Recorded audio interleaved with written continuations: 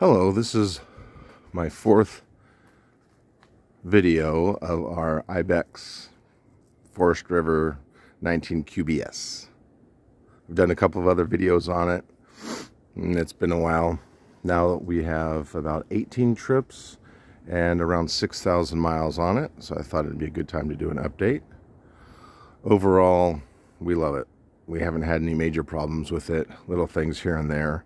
More of cosmetic, but nothing that we've really had to send it to the shop for an extended period of time. So my other videos show all the little features on the trailer. I'm not going to go over all that today, but anyway, this is what it looks like today. One of our great things that we got is this little outdoor pantry, which is great to carry little things in, shoes and stuff before we go inside, the dog leashes and stuff.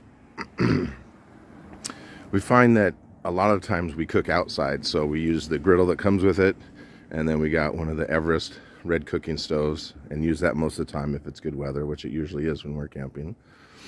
Right now we're at McCarricher, the Pacific Coast, north of Bodega Bay. It's a pretty nice campground. The only problem is that there's a lot of trees, so even when the sun is out, we're not getting really any solar. So a couple times I've had to turn on the generator to top off the batteries, but that's fine. So back of the trailer, we added this little trash bag on the back for the beer cans and whatnot. Over on the side here, the slide out, one thing that we had a problem with is these screws are starting to come out. So I re-screwed those in and put some silicone on those. Not sure what's happening with that. We have one of the 28-gallon waste tanks that we probably will have to use. Put that behind the pickup truck instead of packing up the trailer to go to the dump station. Slide out. Everybody loves the slide out of how much space there is once you do the slide out. So we're happy we got the slide out without the dinette. It just has the sofa. And I came up with this little setup for filling the fresh water because there's no hookups where we're at. So I just have these 7-gallon water tanks. Got a little hose, and then I use this from Harbor Freight. You just plug your cordless drill into it and siphon out water into it, and it works out pretty well. And this stand just worked out to where it's high enough to where it's setting at the same level as where the water tank is, so gravity kind of helps too. And on the front of the trailer, we still have this 2 6-volt batteries that if we have a little bit of sun and get the solar charges them, most of the time that we've boondocked, it's worked perfectly fine. I've never had to use a generator for 3 or 4 days camping. This is the first trip where it's actually, we're using a lot of the batteries since we're not getting any solar. Got the jacket bike rack. The only thing about this, which isn't really too big of an issue, is that they set off pretty far. So our truck kayaks actually were hitting the top of the bikes. So I had to adjust the kayaks further onto the truck so they wouldn't hit the bikes when we do really sharp turns, backing turns, not just regular forward stuff, if that makes sense. Tires seem to be holding up pretty good. We thought we had an issue with the water heater on our last trip. It kept on cycling, turning on and off, turning on and off. Did some research. Could have been a bunch of different things that were causing the problem, but then since then it seems like it's been working perfectly fine, so I'm not sure if that's a problem that's going to start more often. So inside the refrigerator, I don't know, fridge and freezer, picked up one of these temperature sensors that go in the fridge and freezer. Right now the fridge is what, 37, freezer 16, and that's not even on max, that's on 5. So if we wanted it colder, we could adjust that. Kitchen area, love it. Works out great. There's plenty of room for what we need to use. The cabinet, we recently put a shelf in there to separate stuff because there was no shelf on this side. This side, it did come with a shelf. That was handy. TV, bed, the cabinets above the beds. At least on this version, we all have the heavy-duty shocks. So these hold up the doors, and none of them has ever opened when we were driving down the road. And we've been on some pretty rough dirt roads, and none of them has opened because of that shock. So that's great.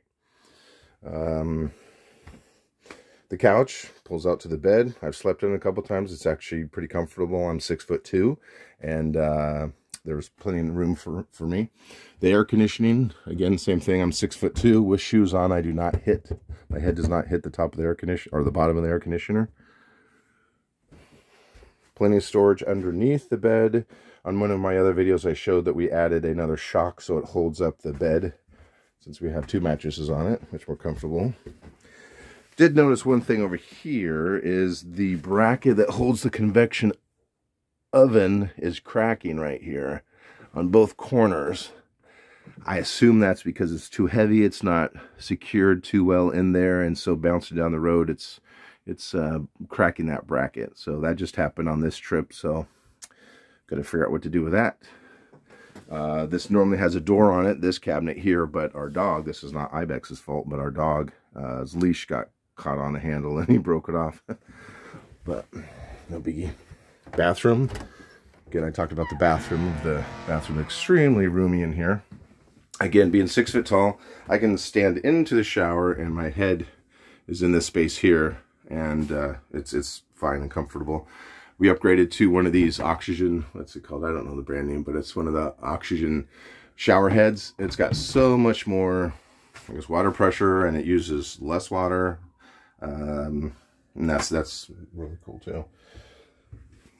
Sink, toilet, all the controls, all the normal stuff. Again, they were in my other videos that I showed. Yeah, so, I mean, we like the trailer. We haven't had really any major problems with it. We did have, when we first bought it, there was an issue with the slide out, the bottom underlayment that they had to replace, but not a big deal. You know, on a couple of the trips, the covers for the thermostat fall off. We're used to that now. Actually, the last 2 trips, I don't think that's happened. But otherwise, there's really nothing that I can really complain about on this trailer. We've had to do stuff like this with this little trim pieces, they fall off, and so we just had to re-glue those on with wood glue. A couple of those, and one down there as well too. The heater down here, the heater works really good, but the heater's really, really noisy. Next to the heater is the backside of the water heater, which is nice because it's easy accessible. The Centrovac system, we hardly ever use it because we're usually not plugged into shore power, but we have a couple of times, and it works fine. So yeah, if you have any questions on this trailer or anything, let me know. If I were to do it over again or upgrade to another trailer, honestly, I don't know what I would upgrade to, because this one is, for the 2 of us and our dog, this one is in perfectly fine. It weighs about 3,800 pounds empty. You can put 1,200 pounds in there, so it's under 5,000 pounds, 5,500 pounds. We've got a 3/4 ton, so it's never a problem pulling it. It pulls nicely. One of my other videos, I put on there that we did have to lift the trailer. So I guess that was one of the big things, is it was too low to the ground. They market this trailer as an off-road boondocker trailer, which it's not. It's too low to the ground. And it was even so low that it was difficult to drain the tanks because there wasn't enough height for gravity, believe it or not. So we actually lifted it. We found a company that lifted it 4 inches. It was really simple to do. It was like $600, and that's been last year. We haven't had any major issue or any issues with the lift, so we're happy about that, because that changes a lot. And there's our dog Bolt saying hi. He always likes to be in the video. So anyway, if you do get this trailer and you are wanting to go boondocking on it, be prepared to spend a few bucks to lift it, because it's too low to the ground, and you're going to knock off the stabilizer jacks just from gas stations. It's hard to tell in the video, but originally, you know, there was no space up in here in the wheel well. Now there's obviously 4 inches more. The block, which I don't know if you can tell, is this right here. That's the block, the 4-inch block. Normally the frame was sitting on here, so that's how they lifted it. So anyway, there's the review of the IBEX 19 QBS, which we think the QBS stands for Queen Bed Slide. Anyway.